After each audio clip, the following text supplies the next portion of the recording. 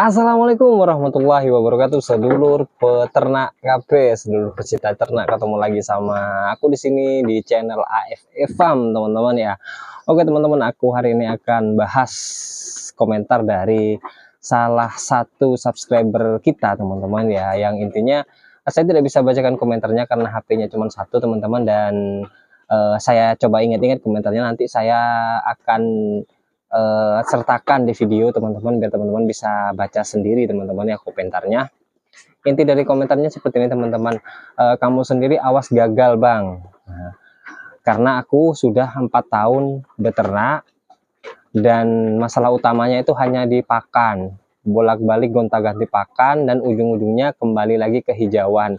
Sementara aku sendiri juga menjual pakan kering. Nah itu teman-teman ya, intinya seperti itu teman-teman ya.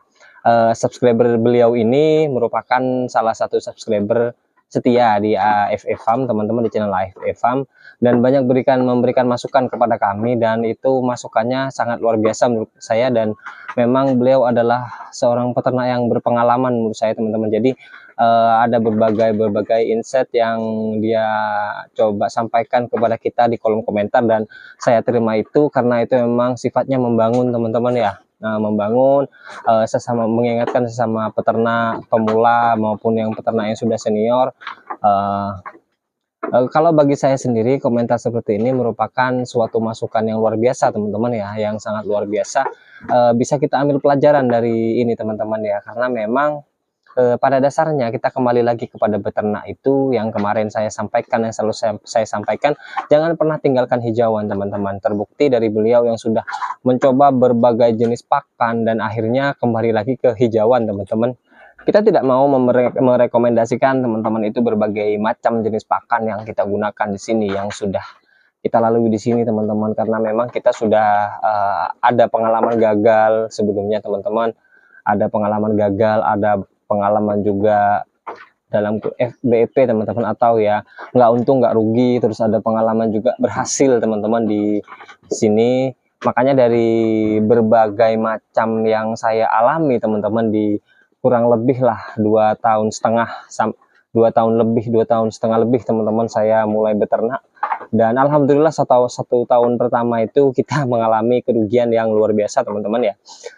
Makanya dari pengalaman ini saya hanya coba sharing kepada teman-teman.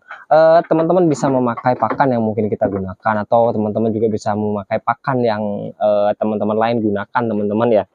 Itu terserah, kembali lagi ke teman-teman. Kita di sini hanya menyampaikan bahwa pakan itu sebenarnya semua pakan itu berkualitas.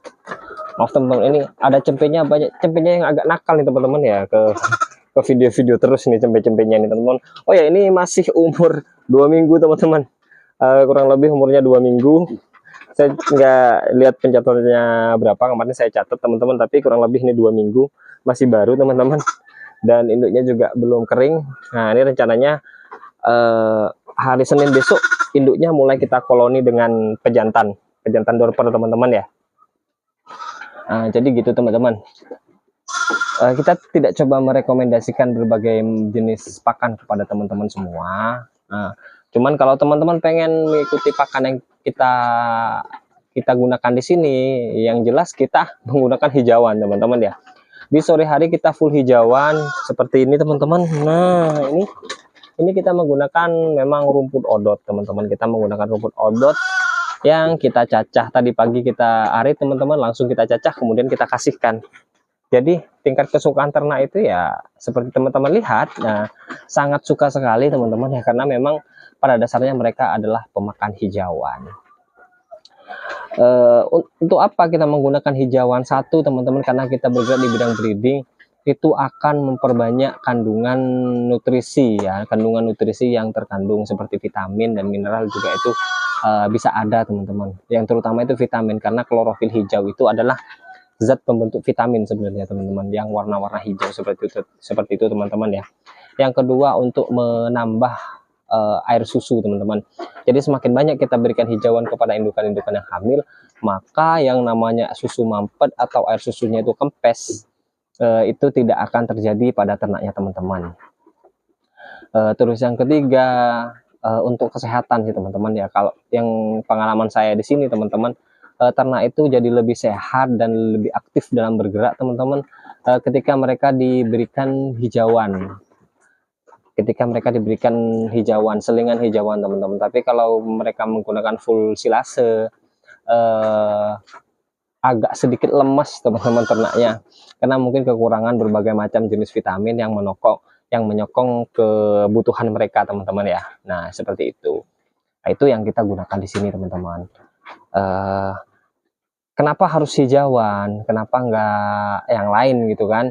Kita di sini untuk mencoba untuk ini teman-teman, apa namanya, menekan biaya sebenarnya, menekan biaya pakan. Karena kalau di tempat saya itu kan, satu, rumput ada budidaya sendiri teman-teman, terus yang kedua, biaya tenaga kerja itu kan kita tidak setiap hari, jadi 3 hari sekali kita ngarit teman-teman, 3 hari sekali kita ngarit, itu untuk hijauannya saja teman-teman. Silasenya ada apa tidak ada teman-teman, konsentratnya ada teman-teman ya, cuman itu kita kasihkan di pagi hari. Kenapa di pagi hari? Karena kan memang kita kasihkan di pagi hari itu untuk mengukur ininya teman-teman, untuk mengukur kebutuhan ternak. Jadi kita kasihkan di pagi hari itu si hijauan konsentrat dan silasenya berapa persen dari bobot. Kalau untuk hijauannya kita sebanyak mungkin sih teman-teman. Jadi kalau misalnya pagi, sore itu kita kasihkan sampai malam, misalnya kita kasihkan per ekor itu 1 kilo, itu habis bersih pagi harinya, berarti besok kita tambah ke 1,5 kilo. Jadi kalau misalnya masih habis, kita tambah lagi ke 2 kilo besoknya teman-teman, seperti itu. Jadi kita usahakan di sini pakan itu di pagi hari itu tersisa seperti itu. Jadi harus ada sisa, meskipun di palung pakan itu cuman misalnya ada sekitar seperti ini teman-teman ya, 1 timba atau 1 cebok canting itu. Nah untuk mandi ada sisa segitu, ya itu berarti pas takaran pakannya, seperti itu teman-teman. Jadi tidak ada yang kekurangan pakan di sana teman-teman. Jadi gini, ternak itu kan sebenarnya ketika mereka terkoloni seperti ini semua, nah ada yang makan banyak, ada yang makannya itu sedikit-sedikit teman-teman. Nah untuk yang makannya itu banyak, otomatis di awal dia akan makan banyak. Ketika kenyang dia berhenti.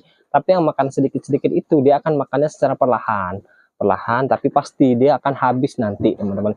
Jadi kalau kita kasihkan takarannya itu di sore hari misalnya, atau di pagi hari kita kasihkan takarannya itu 1 kilo, ketika kita lihat itu di sore hari atau di pagi harinya itu pakannya habis bersih, tidak tersisa teman-teman. Nah itu teman-teman perlu lihat lagi,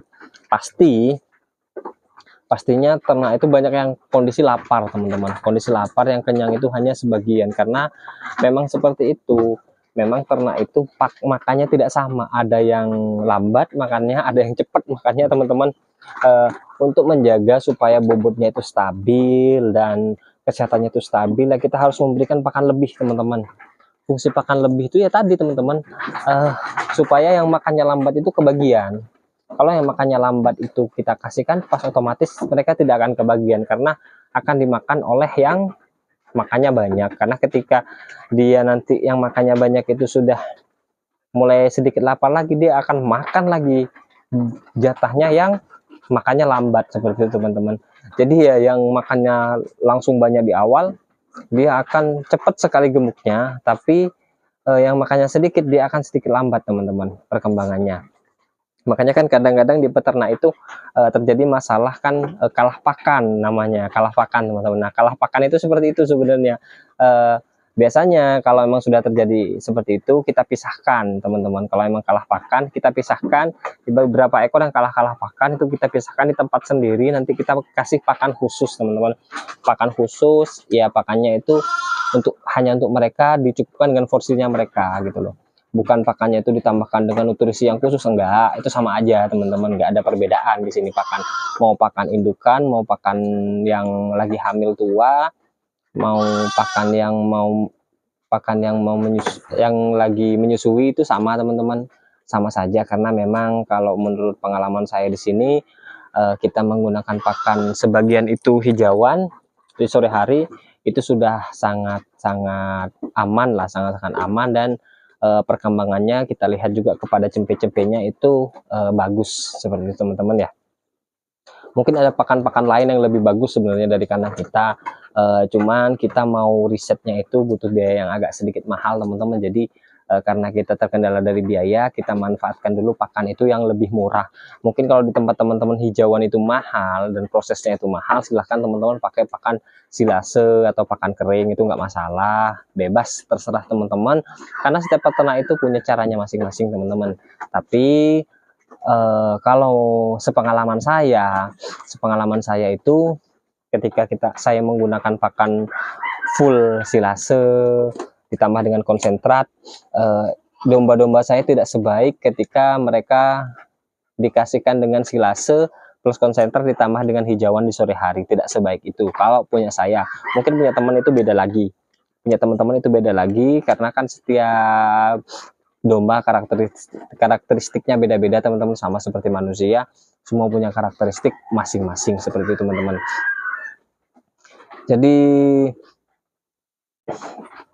apapun pakan yang teman-teman berikan, usahakan pakan itu yang terbaik teman-teman. Kalau memang kira-kira teman-teman kasih domba itu sudah tidak suka atau tidak lahap memakannya, jangan dipaksakan.